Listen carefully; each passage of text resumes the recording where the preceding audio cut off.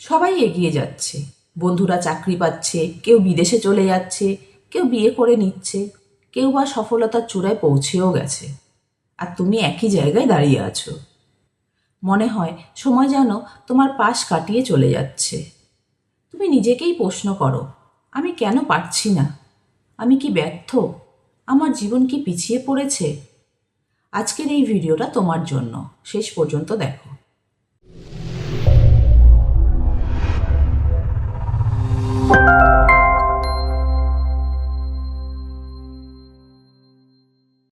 আমাদের সবচেয়ে বড় সমস্যা হলো আমরা নিজের জীবনকে সবসময় অন্যের জীবনের সাথে তুলনা করে থাকি।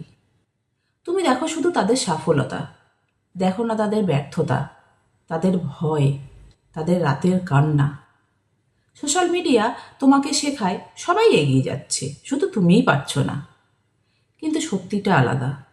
সবাই একই রেসে দৌড়ায় না, সবাই একই জায়গায় থেকে শুরু করে না, সবাই একই পথে হাঁটে না।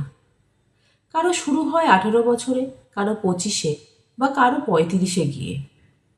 ঘড়ির কাঁটা এক হলেও জীবনের টাইমলাইন সবার জন্য আলাদা আলাদা হয়। তুমি দেরি করছো না, তুমি শুধু নিজের পথে আছো। তুমি আটকে নেই, তুমি শুধু ক্লান্ত হয়ে পড়েছো।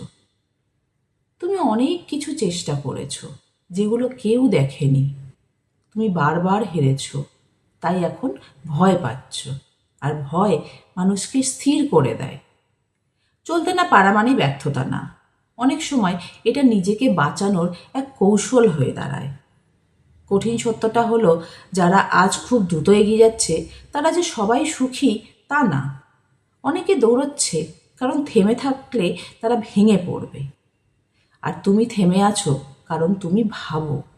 গভীর মানুষদের গতি খুব ধীর হয়, কিন্তু তাদের দিক একদম সঠিক হয়।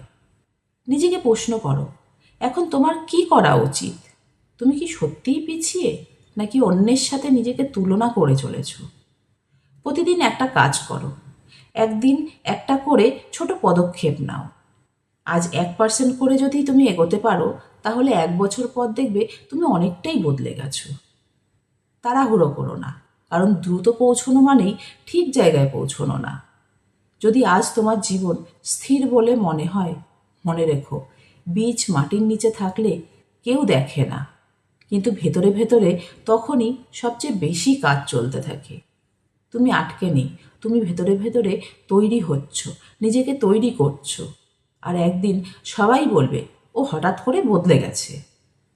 কিন্তু তুমি জানবে, এই হঠাৎ বদলানোর পেছনে বহু বছরের নীরব লড়াই চলেছে। ভালো লাগলে চ্যানেলটিকে লাইক করো আর সাবস্ক্রাইব করো।